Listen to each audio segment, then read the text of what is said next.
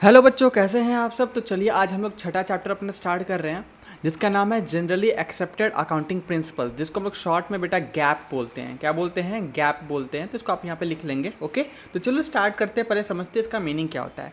देखो, ये एक बेटा set of standard accounting rules होते हैं जिसमें कुछ प्रिंसिपल्स भी होते हैं और कुछ प्रोसीजर्स भी इंक्लूडेड होते हैं जो कंपनी यूज़ करती है अपने प्रिपेयर करने में। किस चीज़ की प्रिपेयर करने में और प्रेजेंट करने में? अपने फाइनेंशियल स्टेटमेंट्स को। ठीक है ना, कंसिस्टेंट और ट्रांसपेरेंट मैनर में। ठीक है, ये इंश्योर करता है बेटा एक्यूरेसी को, रिलायबिलिटी को, कंपैरेटिबिलिटी को। ठीक है, जिससे आप फाइनेंशियल इन्फॉर्मेशन को बोलते हैं ना, बिजनेसेस को अच्छे तरीके से अपने यूजर्स को डिस्क्लोज कर पाते हो। देखो, ये डेफिनेशन जो है ना, ये बहुत ही ज़्यादा मतलब बोलते हैं टेक्निकल डेफिनेशन है। मैंने बोला था कि अगला क्लास काफ़ी ज़्यादा टेक्निकल होगा, तो है भाई साहब। एक एक चीज़ को अच्छे से समझेंगे, ध्यान देना। जनरली एक्सेप्टेड अकाउंटिंग प्रिंसिपल, देखो पहला वर्ड यहाँ पे क्या बोलता है, ये जनरली एक्सेप्टेड है सर। ठीक है ना, ऐसा नहीं कि कोई इसको मना करता है, ये जनरली एक्सेप्टेड है। एग्जाम्पल के लिए समझना, तुम्हारे घर में क्या होता है, तुम्हारी नानी जी आती हैं। ठीक है, ये तुम्हारी नानी जी आती है, ध्यान से समझना। ओके, अचानक से होता है कि तुम्हारी नानी जी तुम्हारे घर पे आती हैं और तुम घर में हो। ओके, अब जब नानी जी ना तुम्हारे घर में एंटर करेंगी ना, तो पहला काम तुम्हारा क्या होगा? पहला तुम जाके उनका पैर छुओगे, क्योंकि वो तुमसे बड़ी हैं। ओके, कोई भी घर में रिश्तेदार है जो तुम्हारे से बड़ा आता है, तो हम लोग क्या करते हैं? पैर छूते हैं। ओके, तो ये जो प्रिंसिपल है ना बेटा, इसके लिए आपको कोई बोलेगा नहीं। हाँ, बचपन से मम्मी पापा सिखाते हैं और ये चीज़ सही भी है, बड़े लोग हैं तो पैर छुएंगे ही ना, कोई दिक्कत वाली बात नहीं है। तो ये कहीं ना कहीं सभी के अंदर अंडरस्टैंडिंग डेवलप्ड होती है कि आप जा करके वो क्या करोगे, उनका पैर छुओगे। या फिर कोई भी चीज़ होता है, अच्छा काम होता है, तो हम लोग बड़े लोग का पैर छू लेते हैं। ओके, अपने भाई बहन हो गया, बड़े अगर है तो माँ बाप हो गए, या फिर जो भी है, राइट। तो ये बेटा हर कोई एक्सेप्ट करता है, कोई इसके अपोज में नहीं जाता। कोई ये बोलता है क्या कि नहीं, माँ बाप बच्चे के पैर छुएंगे, कितना अजीब लगेगा, काफ़ी वियर्ड है, अच्छा नहीं है, कोई भी इसको शायद एक्सेप्ट ना करे, जो कि नहीं भी करना भी चाहिए क्योंकि डिसरिस्पेक्टफुल होता है। तो बेटा ये इसी को बोलते हैं जनरली एक्सेप्टेड, जहाँ पे सब कोई एक चीज़ पे सहमत है। समझ में आ रहा है? उसके बाद अकाउंटिंग प्रिंसिपल, बेटा जैसे देखो, ये आपकी रियल लाइफ की प्रिंसिपल्स होते हैं, सिद्धांत। मतलब कि कोई बड़ा तो उसको रिस्पेक्ट देने के लिए हम लोग हाथ जोड़ के नमस्ते बोलते हैं, पैर छू के प्रणाम करते हैं। ओके, तो ये प्रिंसिपल है ना बेटा, सिद्धांत है ना। वैसे ही अकाउंटिंग जब करते हैं ना, अकाउंटिंग क्या है? एक बेसिकली बेटा ये लैंग्वेज है, यहाँ पे लिख लो। लैंग्वेज है किस चीज़ का सर? बिजनेस का। ओके, ये क्या है बेटा? बिजनेस का लैंग्वेज है। तो ये बिजनेस का लैंग्वेज का कुछ प्रिंसिपल होगा, ठीक है, सिद्धांत होगा। तो ये basically generally accepted accounting principle बात करता है कि अकाउंटिंग जब हम लोग करते हैं तो बेटा इसमें भी कुछ रूल्स होते होंगे, जहाँ पे जितने अकाउंटेंट्स हैं, जितने बिजनेस पर्सन है, वो इस चीज़ पे अग्री करते हैं कि नहीं यार ये बात सही है और हम लोग इस चीज़ को फॉलो करेंगे। बिल्कुल उसी तरीके से जैसे आप अपने पेरेंट्स को रिस्पेक्ट करते हो, अपने बड़े के पैर छूते हो, जस्ट लाइक दैट। ठीक है, तो यहाँ पे बोला गया ये set of standard accounting rules है बेटा। ठीक है ना, कुछ अकाउंटिंग रूल्स है जिसको हम लोग फॉलो करते हैं। अब जैसे हम लोग एग्जाम्पल के लिए ले चलो, एक एग्जाम्पल होता है गोइंग कंसर्न। गोइंग कंसर्न का मतलब क्या होता है? बिजनेस जब हम लोग करते हैं ना बेटा, एग्जाम्पल ले रहे हैं, आगे हम लोग डिस्कस करने वाले, डोंट वरी अबाउट दैट। तो हम लोग क्या करते हैं, गोइंग कंसर्न का एग्जाम्पल लेते हैं। गोइंग कंसर्न का मतलब क्या होता है कि आपका दुकान है, मान लो कि आपका ये स्टोर है। ठीक है, अब रात हो गया, आप दुकान बंद करते हो, आप अज्यूम क्या करोगे, अगले दिन फिर से दुकान खोलना है। वैसे एक बिजनेसमैन ना, जब अकाउंटिंग हम लोग करते हैं बिजनेस की, तो उस समय मान के चलते कि बिजनेस ना लॉन्ग पीरियड ऑफ टाइम तक चलने वाला है। ये नहीं मान के चलते कि कल को बिजनेस बैंकरप्ट हो जाएगा, बंद हो जाएगा। ठीक है, तो ये सब मान के चलते हैं ना। कोई भी पॉजिटिव सोचता है ना, कोई देखो बोलते नहीं, हम लोग लाइफ में ही होता है कई बार, तो हम लोग लगता है कि किसी की तबीयत कुछ ज़्यादा खराब है तो हम लोग कुछ नेगेटिव नहीं सोचते, बोलते भाई शुभ शुभ बोले इसकी लाइफ बहुत लंबी है। ओके, वैसे बिजनेस हो गया, ये एक्सेप्टेड होता है सबके अंदर कि भाई बिजनेस की भी लाइफ हम लोग चाहेंगे लॉन्ग लाइफ हो, क्योंकि बिजनेस से समझो ना, बिजनेस मैन कमाता है, उससे बहुत सारे लोग जो वहाँ पे जॉब कर रहे थे वो कमाते हैं। ठीक है, उनकी घर चलता है, प्लस कई लोग उनके प्रोडक्ट को बाय करते हैं, उनका घर चलता है, फिर कई लोग उस बिज़नेस को प्रोडक्ट सप्लाई करते हैं, उनका घर चलता है। तो कहीं ना कहीं एक बिज़नेस बहुत ही ज़्यादा इंपॉर्टेंट होता है। एक बिज़नेस का गिरने से कई घर बर्बाद होती हैं भाई साहब। तो हमेशा मान के चलेंगे हम कि गोइंग कंसर्न होता है। तो इसको स्टैंडर्ड अकाउंटिंग रूल्स होते हैं जो फॉलो करते हैं, इसके बारे में हम लोग डिस्कस करेंगे, बट ये एग्जाम्पल के तौर पे मैंने बस केवल यहाँ पे लिया है कि तुम्हें एक्चुअली समझ में आए कि क्या होता है स्टैंडर्ड अकाउंटिंग रूल्स। ठीक है, दूसरा ये प्रिंसिपल्स होते हैं जिसके बारे में बताइए, एक सिद्धांत है। अभी देखो, ये ऐसा नहीं है कि इसके कुछ प्रोसीजर होंगे। जैसे प्रोसीजर का मतलब क्या, एग्जाम्पल के लिए अब मान लो ये नानी तुम्हारे घर पे आई थी, अब ये आई हैं तो जाएंगी भी। ठीक है, जाएंगी तो जाते वक्त क्या करेंगे, तुम्हें पैसा देंगी। ठीक है, कई बार होता है ना, हम लोग पैर छूते हैं, फिर बगल में हाथ जोड़ के खड़े हो जाते हैं, कुछ तो मिले, हरी पत्ती कुछ तो दिखाई दिया, लेट से वो 100 रुपीज़ तुम्हें पे करना चाहती हैं, मतलब बेसिकली देना चाहती हैं। अब आप क्या करोगे? प्रोसेस क्या कहता है कि एक बार में ले लेंगे? नहीं लेंगे। हम लोग नाटक करना चालू करेंगे, नहीं ओके नहीं इसकी क्या ज़रूरत थी, अरे नहीं नहीं अच्छा ठीक है दे दीजिए, ठीक है। तो क्योंकि हमको पता है कि एक बार में ले लिए तो घर में एक क्या बोलते हैं ना, एक अंडरटेकर की तरह हमारी मम्मी है जो हमको चॉप स्लैम देंगी, ठीक है। फिर वो सह नहीं पाएंगे हम लोग, वो दर्द सहा नहीं जाएगा। और वैसे भी आजकल जब मैं छोटा था तो मेरे घर में नानी आती थी, बुआ आती थी, कोई भी मतलब बड़ा आदमी आता था, तो पैसा अगर मुझे देता था तो वो पैसा को मेरी मम्मी बोलती थी कि पहले तो मम्मी ऑब्वियस सी बात है मुझे एक्टिंग करनी पड़ती थी कि मुझे नहीं चाहिए ये वो फलाना ढिमकाना। उसके बाद मैं बोलता था अच्छा ठीक है दे दीजिए। तो वो पैसा मेरे को मिलता था, मैं बहुत खुश होता था, मतलब खुश होकर मैं घर में आता था, मेरे सामने आईना था, उसको देख के मैं मुस्कुराता था। फिर मुस्कुरा के सोचता था कि पैसे से क्या क्या करूँगा। उसके बाद फिर मम्मी आती थी, फिर आके बोलती थी ला बेटा मैं पैसा संभाल के रख लेती हूँ। फिर वो रख लेती थी संभाल के, फिर वो संभाल के रखा हुआ है। ओके खैर छोड़ो, बुरी बात है। ओके तो और यहाँ पे ये चीज़ समझ में आया प्रोसीजर का मतलब क्या हुआ। अब देखो कंपनी यूज़ करती है, कंपनी का मतलब यहाँ पे बेटा बिजनेसेस भी आते हैं, ठीक है ना। ऐसा नहीं है कि पार्टनरशिप है तो वो नहीं कर सकता, सभी करते हैं। तो कंपनी और बिजनेस को प्रेजेंट करने में प्रिपरेशन जो फाइनेंशियल स्टेटमेंट बनाते हैं ना बेटा, उसमें हम लोग यूज़ करते हैं। फाइनेंशियल स्टेटमेंट में बहुत सारे एजम्पशंस वगैरह का भी यूज़ किया जाता है। फाइनेंशियल स्टेटमेंट बेसिकली समझो ना एक सब्जी है, ओके एक समझो ना कढ़ाई पनीर बनाना है मेरे को, तो इसका प्रोसेस होगा ना कितना मसाला डालना है, क्या चीज़ डालना है, क्या नहीं डालना है। अब एक प्रिंसिपल ये होता है ना बेटा कि सब्जी में हल्का तो नमक पड़ेगा ही पड़ेगा, या सब्जी टेस्टी तो होनी चाहिए। तो जब फाइनेंशियल स्टेटमेंट बनता है ना बेटा, तो इसमें बहुत सारे एजम्पशंस होते हैं जिसको आप आगे चल के फर्दर 11-12 में डिटेल में पढ़ते हो।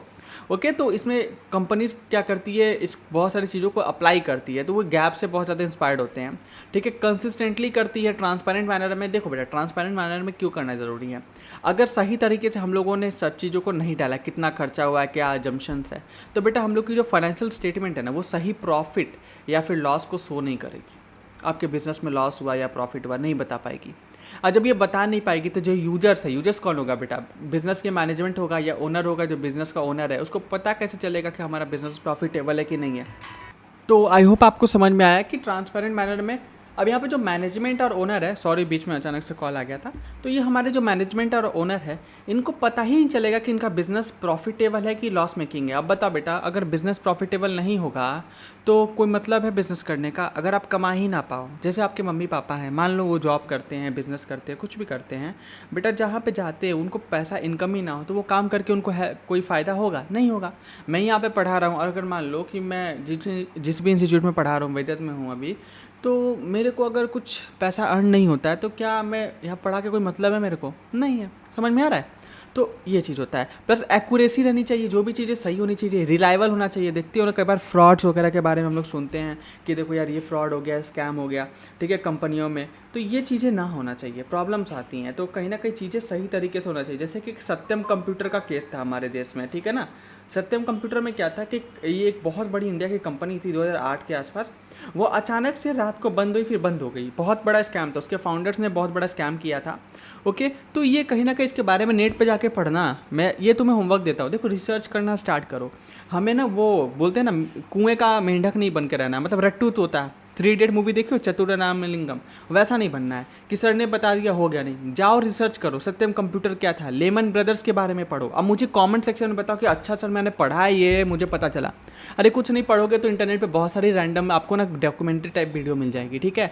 वहाँ पे जाके पढ़ना, जैसे सत्यम कंप्यूटर हो गया, लेमन ब्रदर्स हो गया, इन सब के बारे में जानकारी इकट्ठा करो। ओके क्योंकि ये इंपॉर्टेंट है। अब तुम कॉमर्स में आ चुके हैं, तुम्हारा IQ लेवल तेज़ी से चलना चाहिए। क्लियर है। आगे बात करते हैं। अब बात करते हैं हम लोग गैप के बारे में, ठीक है, क्या क्या फीचर्स होते हैं। तो देखो बेटा एक स्टैंडर्डाइज अकाउंटिंग रूल्स होता है जो इंश्योर करता है इन्फॉर्मेटी और फाइनेंशियल रिपोर्टिंग। अब इन्फॉर्मेटी का मतलब क्या होता है, ध्यान देना, ठीक है। समझो क्या होता है कि तुम मार्केट में जाती हो, ठीक है, एक स्टोर ये है और एक स्टोर ये, दोनों किराने दुकान है। जब यहाँ पे तुम जाते हो ना तो बोलते हो अंकल आटा कैसे 1 किलो, तो अंकल बोलते हैं लेट से 40 रुपीज़ किलो है बेटा। आप समझ में आता है, कोई दिक्कत वाली बात नहीं है। अब जब तुम इस दुकान में जाती हो तो ये अंकल बोलते हैं, जब तुम पूछोगे अंकल आटा कैसे, तो ये बोलेंगे बेटा 40 रुपीज़ पीस है, ठीक है, पीस है 40 रुपीज़ पीस। अब तुम कंफ्यूज हो जाओगे ना कि सर आटे को पीस में कैसे बेचेंगे, क्या ये कंसिस्टेंसी दिख रहा है, मतलब क्या बोलते हैं यूनिफॉर्मिटी दिख रहा है, आप तो कंफ्यूज हो जाओगे ना। तो वही एक बैलेंस शीट जब बनता है बेटा, तो हर एक चीज़ की जो अजम्पशंस होती है वो इंडस्ट्री के हिसाब से होनी चाहिए, इन्फॉर्मेटिव होनी चाहिए, सो डैट कि आप कंपेयर कर पाओ ना। एग्जाम्पल के लिए चलो इजी एग्जाम्पल लेते हैं, एक पल के लिए बताना। इस बार मान लो जब आप 9th से 10th में आए तो मैं बोलता हूँ चलो आपने 80% मार्क्स स्कोर करा, लेकिन जब आप 8 से 9th में आए थे तो आपने 8 CGPA स्कोर किया था, ठीक है, 8 CGPA स्कोर किया था।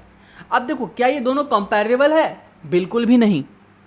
एक परसेंटेज को आप CGPA से कंपेयर नहीं कर सकते जब तक इस CGPA को आप परसेंटेज में कन्वर्ट ना करो। आप बचपन में देखते होगे ना, बोलते होंगे केजी को ग्राम्स में कन्वर्ट करो या फिर वगैरह वगैरह, तो आप क्या करते थे? या तो केजी को ग्राम में कन्वर्ट करके फिर कंपेयर करते थे, या ग्राम को केजी में कन्वर्ट करके फिर कंपेयर करते थे। तो इसी को यूनिफॉर्मिटी कहते हैं। पहले तो एक बोलते हैं ना हम, एक काइंड ऑफ चीज़ों में लाना पड़ता है, जैसे परसेंटेज में लाओ, या तो इसको फिर CGPA में कन्वर्ट कर दो या फिर इसको परसेंटेज में कन्वर्ट कर दो। समझ में आ रहा है? तो ये ऐसा ही है। Are you getting my point? समझ में आ रहा है? अगर समझ में आ रहा है तो प्लीज़ मुझे बताना कमेंट बॉक्स में ये समझ में भी आ रहा है। चलो आगे बढ़ते हैं, ठीक है। ऑलराइट, चलो दूसरा आता है ट्रांसपेरेंसी एंड एक्यूरेसी। हर एक चीज़ ट्रांसपेरेंट होना चाहिए, क्लियर होना चाहिए। जो बैलेंस शीट बनता है उसमें हर एक चीज़ें क्लियरली मेंशन होनी चाहिए और एक्यूरेटली होना चाहिए। अभी मैं आपको बैलेंस शीट और प्रॉफिट एंड लॉस अकाउंट दिखाऊंगा, ठीक है, डोंट वरी। अभी मैं प्रैक्टिकल भी चीज़ें दिखाऊंगा आपको। फिर तीसरा होता है कंपैरेटिबिलिटी। कंपेयर मतलब क्या? अगर आपका इस साल 80% आया है, अब पिछले साल 70% आया, तो आप क्या कर पा रहे हो बेटा? कंपेयर कर पा रहे हो, क्योंकि यहाँ पे सेम चीज़ें यूज़ हो रही है। तो आप देख पाते हो कि पिछले साल बच्चे का परफॉर्मेंस 70% आया, इस बार 80% आया, तो कंपैरेटिबिलिटी संभव हो पाता है। फिर लीगल कंप्लाइंसेस भी होती है। हमारी जो कंपनीज एक्ट है ना बेटा, वो शेड्यूल उसकी जो 3 है ना, शेड्यूल 3 में बताया गया कि कैसे आपको profit and loss account, balance sheet वगैरह बनाना है। तो ये सारी चीज़ बोलता है। फिर ये अकाउंटिंग प्रिंसिपल के द्वारा क्या होता है बेटा? गाइडेड होता है। जैसे कंसिस्टेंसी, ऐसा जो आप रूल फॉलो कर रहे हो अकाउंटिंग करते वक्त, वो हर साल करना है, आपको चेंज नहीं करना है। जैसे डेप्रिसिएशन का मेथड होता है, जैसे उसमें WDB मेथड, SLM मेथड सारे आ जाते हैं ना, ये कंसिस्टेंसी का रूल है। उसके बाद आता है आपका मटेरियलिटी, मतलब बिजनेस में मटेरियल एस्पेक्ट्स को ज़्यादा रिकॉर्ड करना है। मैंने याद करो जब आप 9th में हो गए तो मैंने पढ़ाया था उस समय कि मटेरियलिटी क्या होता है कि उसमें मान लो बिजनेस है मेरा, अब मान लो कि रिलायंस इतनी बड़ी कंपनी है, उसमें इतने बड़े बड़े ट्रांजेक्शन हो रहे हैं। अब मान लो कि रिलायंस के किसी स्टोर में वहाँ पे 2 रुपये का कोई सिक्का घूम गया, अब उसको थोड़ी बैलेंस शीट में डालेंगे, भाई साहब 2 रुपये घूम गया, ऐसे कैसे हो सकता है? नहीं डालेंगे। मटेरियल चीज़ें डालते हैं जो काम की बातें हैं, ठीक है। तो ये मटेरियल चीज़ें डालेंगे जो बैलेंस शीट को और भी ज़्यादा इन्फॉर्मेटिव बनाए, ना कि उसे और भी ज़्यादा बेकार बना दे। और डिस्क्लोजर फुल रखा जाता है, कोई भी चीज़ों को अच्छे से डिस्क्लोज करना पड़ता है, ठीक है। चलो अब अकाउंटिंग प्रिंसिपल जो होते हैं बेटा, 3 कैटेगरी में हम लोग इसको क्या बोलते हैं? क्लासीफाई करते हैं। एक होता है बेसिक कॉन्सेप्ट ऑफ अकाउंटिंग, दूसरा होता है बेसिक प्रिंसिपल ऑफ अकाउंटिंग, तीसरा होता है मॉडिफाइंग प्रिंसिपल ऑफ अकाउंटिंग। चलो एक एक करके पढ़ते हैं। पहला होता है बिजनेस एंटिटी कॉन्सेप्ट। मतलब यहाँ पे क्या होता है कि जैसे आप हो, जैसे ठीक है, ये आपके पेरेंट्स है, ओके, और ये आप है। समझना, आपके पापा अगर रोटी खाते हैं आपका पेट नहीं भरेगा, आपकी मम्मा रोटी खाती हैं आपका पेट नहीं भरेगा, ठीक है। आप रोटी खाते हो तो आपके मम्मा पापा दोनों में से किसी का पेट नहीं भरेगा। मतलब आप सभी इंसान हो, ठीक है। अब वो प्यार वाली बात में मत जाना कि मम्मी पापा के बिना, ठीक है, वो छोड़ के अभी थोड़ा प्रैक्टिकल सोचते हैं, साइंस वाले में आते हैं। देखो कि आप सबकी अपनी शरीर है और उसकी सबकी अपनी रिक्वायरमेंट है। समझ में आ रहा है? ओके। तो कहीं ना कहीं हर इंसान की बॉडी अलग है ना, शरीर अलग है। तो देखोगे आप तीनों एक तरीके से फैमिली में हो, वो अलग बात है, वो इनफॉर्मल चीज़ है, लेकिन कहीं ना कहीं देखोगे आप तीनों ही एक अलग अलग इंसान हो। समझ में आया? वैसा ही बेटा, जब एक बिजनेस होता है ना और एक आप होते हो, तो बिजनेस को माना कि आपने स्टार्ट किया है, इससे प्रॉफिट होने वाले, लॉस होने वाले के लिए आप इसके बेनिफिशियरी हो, बट स्टिल आप दोनों अलग हो। बिजनेस अलग माना जाएगा और आप अलग माने जाओगे, दोनों ही एक कभी भी नहीं माना जाता है। इसको हम लोग बोलते हैं बिजनेस एंटिटी कॉन्सेप्ट। देखो यहाँ पे क्या लिखा, अकाउंटिंग ट्रीट करता है business as a separate legal entity. Business अलग है और आप अलग हो, ठीक है ना। यहाँ पे the personal transaction of owners are not recorded in the business account. अगर आप जाकर के लिए बिजनेस AC खरीदता है अपने शोरूम में लगाने के लिए, अपने ऑफिस में लगाने के लिए, तो ये बिजनेस का ट्रांजेक्शन तो है। बट आप अगर अपने घर के लिए AC खरीदते हो तो ये बिजनेस का ट्रांजेक्शन नहीं होगा। ये बिजनेस के बुक्स ऑफ अकाउंट्स में रिकॉर्ड कभी भी नहीं करेंगे। क्यों? क्योंकि आप अपने पर्सनल घर के लिए खरीद रहे हो ना, अपने घर में देखो। समझ में आ रहा है? दूसरा होता है गोइंग कंसर्न कॉन्सेप्ट। बेटा हमने बोला था ना कि बिजनेस को हमेशा अज्यूम करते हैं हम लोग कि लॉन्ग समय तक चलेंगे। अब सोचो ना, रिलायंस कंपनी है, हर साल इसकी बैलेंस शीट बनती होगी, तो हमेशा कोई थोड़ी मान के बनाएगा कि रिलायंस कंपनी अगले साल बैंकक्रप्ट हो जाएगी। भगवान ना करे ऐसा हो, क्योंकि रिलायंस में तो कितने सारे लोग जॉब कर रहे हैं, टाटा में कितने सारे लोग जॉब कर रहे हैं, सब तो तबाह हो जाएंगे। तो हमेशा हम लोग क्या करते हैं, गोइंग कंसर्न को लेके चलते हैं। तीसरा होता है मनी मेजरमेंट कॉन्सेप्ट, मतलब बैलेंस शीट में कुछ भी डालेंगे हम लोग वो मॉनेटरी फॉर्म में होना चाहिए। मतलब यहाँ पे नॉन मॉनेटरी चीज़ों को नहीं डालते। मान लो कि मेरा स्टोर है, ठीक है, अब वहाँ पे लेट से कि क्या होता है कि अब लेट से कि हमारा एक एम्प्लॉय है, ठीक है, अनफॉर्चुनेटली उसको चोट लग जाती है, तो उसको कितना दर्द हुआ वो थोड़ी नोट कर पाएंगे, क्योंकि वो नोट कर ही नहीं सकते भाई। उसको तो पेन हुआ ना, उसको हम थोड़ी बोल सकते हैं इसको 20 रुपये का दर्द हुआ है, कभी नहीं कर सकते। लेकिन हाँ, उसकी मलहम पट्टी करवाने में लेट से 1000 रुपये खर्च हो गया, वो लिख जरूर सकते हैं। मतलब जो भी चीज़ रिकॉर्ड करेंगे बेटा वो किस में होना चाहिए, मॉनेटरी टर्म्स में होनी चाहिए, ठीक है ना। नॉन फाइनेंशियल एस्पेक्ट्स को हम लोग कभी भी नहीं लिखते। जैसे एम्प्लॉय का स्केल, एक एम्प्लॉय हमारा बहुत तेज दर रहा है, उसको क्या करेंगे लिख के, ब्रांड की रेपुटेशन, ये सब चीज़ें क्या होती है, इंक्लूड नहीं की जाती बेटा। हाँ, कुछ खरीदा गया है, जैसे एक मशीनरी बाय करी गई है 5 लाख का, तो इसको लिखेंगे। लेकिन एम्प्लॉय की इफिशिएंसी कितना, इसको हम लोग नहीं लिख सकते, ओके, क्योंकि पैसे में इसको तोल नहीं सकते ना। ओके, चलो आगे बात करते हैं। अकाउंटिंग पीरियड कॉन्सेप्ट क्या होता है। देखो, अकाउंटिंग एक स्पेसिफिक पीरियड के लिए बनती है बेटा। जैसे हमारे इंडिया में देखोगे अप्रैल से मार्च तक के लिए बनती है। जैसे एग्जांपल लेते हैं, अकाउंटिंग पीरियड देखो, एक होता है अकाउंटिंग पीरियड में बेटा एक फाइनेंशियल ईयर होता है, ठीक है। अकाउंटिंग पीरियड में एक फाइनेंशियल ईयर फॉलो करते हैं हम लोग। अब पहले होता था कैलेंडर ईयर, ठीक है, कैलेंडर ईयर फॉलो करते थे हम लोग, ओके। इसमें क्या होता था, हम लोग 1 जनवरी से 31 दिसंबर तक को फॉलो करते थे, ओके। अब ये अलाउड नहीं है, लीगली भी देखोगे तो यही अलाउड होता है 1 अप्रैल से 31 मार्च को, ठीक है, ये हम लोग फॉलो करते हैं। इसके पीछे रीज़न दिया जाता है कि बेटा देखो, खेती वेती जो होती है ना, नई फसल की शुरुआत अप्रैल से ही जनरली स्टार्ट होती है, ओके। गेहूं की जो खेती होती है वो मार्च तक कट जाती है, फिर अप्रैल से नया खेती स्टार्ट होती है, फिर बारिश का मौसम भी आता है, तो देखोगे आपको जैसे चावल वगैरह भी बोए जाते हैं। तो इनिशियल टाइम में, जब पुराने ज़माने में इसी चीज़ को रेफरेंस में लेकर के कि नहीं यार, अप्रैल से ही रियल बोलते हैं ना, इकोनॉमिक एक्टिविटी स्टार्ट होता है साल का, गर्मी की शुरुआत भी होती है, तो कहीं ना कहीं अप्रैल से मार्च तक का लेते हैं। खैर, ये तो बिहाइंड द लॉजिक हो गया कि क्यों अप्रैल से मार्च ही सर, फरवरी से जनवरी क्यों नहीं लिया जाता, कई बच्चों के दिमाग में ये बात रहता है। तो इसका आंसर यही है बेटा, ओके, एक रेफरेंस ली गई है। हाउएवर आप देखते हो कि आपका स्कूल भी अप्रैल से मार्च का ही सेशन चलता है, आप फाइनेंशियल ईयर भी अप्रैल से मार्च का ही फॉलो करते हैं, ओके। ये आपको अच्छे से चार्ट बना के दे दिया है, तो इसे आप रिवाइज कर सकते हो फटाफट से, आपको फास्ट रिविजन में बहुत हेल्प मिलेगी, ओके। चलो अब बात करते हैं बेसिक अकाउंटिंग प्रिंसिपल्स क्या होते हैं। तो एक रियलाइजेशन प्रिंसिपल होता है, मतलब ये बोल जाता है कि देखो, principle this principle state the revenue should be recognised only when it is actually earn, not when payment is received. मतलब मान लो कि क्या होता है कि मेरा एक स्टूडेंट है, ठीक है, मेरा एक स्टूडेंट है, ऑफलाइन में पढ़ता है, ओके, ऑफलाइन में पढ़ता है। तो अब ये क्या करता है कि लेट से इसकी 1 तारीख को आपको पता है आपको फ़ीस पे करना पड़ता है। अब 1 तारीख को हमारे कोचिंग में आता है, क्योंकि वो हमारे से लेट से 1-1.5 साल से पढ़ रहा है। ऐसा अक्सर होता होगा, आप भी रियलाइज़ करोगे कि 1-1.5 साल से हमसे पढ़ रहा है, अक्सर अच्छा रिलेशन में बच्चा पढ़ता है। अब 1 तारीख को उसकी फ़ीस लगी, अब ये बोलता है कि सर मम्मी बोलिए कि 3 तारीख तक फ़ीस आपको दे देंगे। हम बोलते हैं ओके, कोई बात नहीं है, कोई दिक्कत वाली बात ही नहीं है, ठीक है। लेकिन अब बच्चा, हमको तो पता है ना भाई, कोई दिक्कत नहीं, 1-2 दिन का लेट होता है। अब ये बच्चा तो हमारे पास इतने दिन से पढ़ रहा है, तो कहीं ना कहीं हम 1 तारीख को मेरी बिजनेस की बुक्स ऑफ अकाउंट में लिख दिया जाएगा कि बच्चे का पेमेंट, मतलब बोलते हैं ना, इनकम हो चुका है हमारा। लेट से ये 1000 रुपीज़ पे करता है पर मंथ, तो ये 1000 रुपीज़ हमारे बुक में आ जाएगा कि बच्चे ने पे कर दिया, मतलब कि बेसिकली इस बच्चे का ड्यू हो चुका है, इनकम हो ही जाएगा। और 3 तारीख को ये बच्चा फिर फीस भी पे कर देता है, सिंपल सी बात है। तो इसको बोलती है रियलाइजेशन कॉन्सेप्ट, ठीक है ना। मतलब कि जब पैसा ना बेटा ड्यू होता है, तब मतलब बेसिकली एक्चुअली अर्न तो हो गया ना, 1 तारीख को मैंने लगा बच्चा आगे कंटिन्यू करे, इसका मतलब वो पैसा तो देगा ही देगा, ठीक है, ऑब्वियस ही बात है, ऐसा तो नहीं लेके भागेगा वो, ठीक है। तो कहीं ना कहीं एक्चुअली अर्न तो हो गया ना बेटा, तो इसको हम लोग रिकॉर्ड कर लेंगे। लेकिन वही मान लो और वही एक कैश कॉन्सेप्ट भी आता है, जिसमें ये बोला जाता है कि मान लो ये बच्चा 1 तारीख को फीस नहीं दिया, जैसे एग्जांपल बोल रहा है कि मान लो कि not when the payment it receive. देखो यहाँ पे मैंने 1 तारीख को ही रिकॉर्ड कर लिया, ठीक है, 1 तारीख को फीस डी हुआ, 1 तारीख को ही रिकॉर्ड कर लिया कि हाँ ये मेरा फीस इस दिन मेरा इनकम हो चुका है, क्लियर है। तो इसको हम लोग क्या बोलते हैं, रियलाइजेशन प्रिंसिपल बोलते हैं। कैश बेसिक अकाउंटिंग सिस्टम हमने क्लास 9 में पढ़ा था, जिसमें याद करो मैंने बताया था कि कैश बेसिस में क्या होता है कि जब कैश आया तभी माना जाएगा कि वो इनकम हुआ है। अब मान लो ये बच्चा ये बोलता है कि हम 3 तारीख को दे देंगे, तो हम मान लेंगे कि यार ये मेरा इनकम ही नहीं हुआ, 1 तारीख को, फिर 3 तारीख को आएगा तभी मानेंगे, तो ऐसे तो गलत हो जाएगा ना। क्योंकि देखो इससे क्या होता है ना कि कहीं ना कहीं हमें रिकॉर्ड पास करने में दिक्कत होगा, ठीक है, सॉरी एंट्री पास करने में दिक्कत होगी। दूसरा क्या होता है कि हम ये मान के चल रहे कि बच्चा हमसे पढ़ना ही नहीं चाह रहा, या फिर मान के चल रहे कि पैसा मेरा डूब जाएगा, ऐसा तो है नहीं ना यार।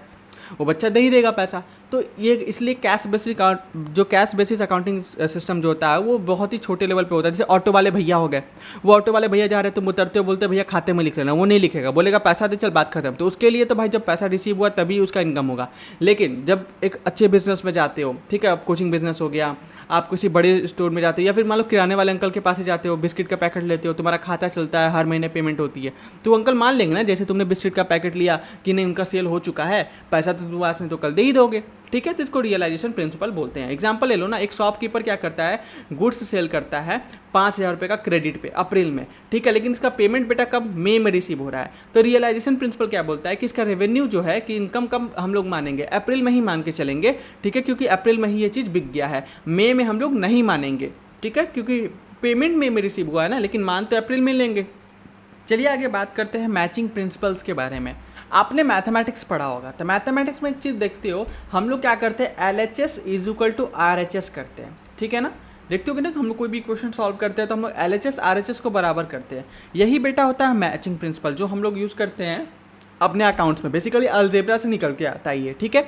The principle ensure the expense are recorded in the same period as revenue they help to generate. It help understanding the actual profit और loss of a business. Example के लिए बात करें, चलो ध्यान से समझते हैं इसको। अ कंपनी सेल करता है 100 चेयर्स दिसंबर के महीने में, ठीक है, बट क्या करते हैं, pay for the wood use to make them in the January. मतलब जो लकड़ी यूज़ हुई है इस प्रोडक्ट को बनाने में, वो जनवरी में इसके लिए क्या करते हैं, इसका पेमेंट करते हैं, ठीक है। According to the matching principle expenses of wood would be recorded in the January. अब मैचिंग प्रिंसिपल के हिसाब से बोला गया है जो ये खर्च है ना वुड का, ये कब रिकॉर्ड होना चाहिए, जनवरी में नहीं होना चाहिए, दिसंबर में होगा, ठीक है। When the chair were sold, जब तुम्हारा क्या हुआ था, चेयर बिका था। To match the revenue and the related cost, जिससे क्या हो सके उसी समय का जो कॉस्ट है रेवेन्यू से मैच हो पाए। एग्जाम्पल के लिए देखो, अच्छे से मैं इसी चीज़ को समझा देता हूँ। मान लो क्या हुआ कि दिसंबर में मैं क्या करता हूँ, 100 चेयर्स को बेचता हूँ 100 रुपये के हिसाब से, ठीक है, यानी कि मैंने 10,000 रुपये का चेयर्स को बेचा है, ओके। और जनवरी में मेरा सप्लायर है जिससे मैं बहुत सारी लकड़ियाँ बाय करता हूँ, उसको मैं क्या करता हूँ, लेट से कि मैं 100 चेयर के लिए, लेट से हमारे जो वुड लगी थी इसमें, वो वुड लगा था 6,000 रुपीज़ का, और इसका पेमेंट मैं जनवरी में करता हूँ। अब यहाँ पे तुम देखोगे कि दिसंबर में मैंने बेच दिया है, लेकिन जो हमारा रॉ मटेरियल था उसका पेमेंट हमने क्या किया है, जनवरी में करा है।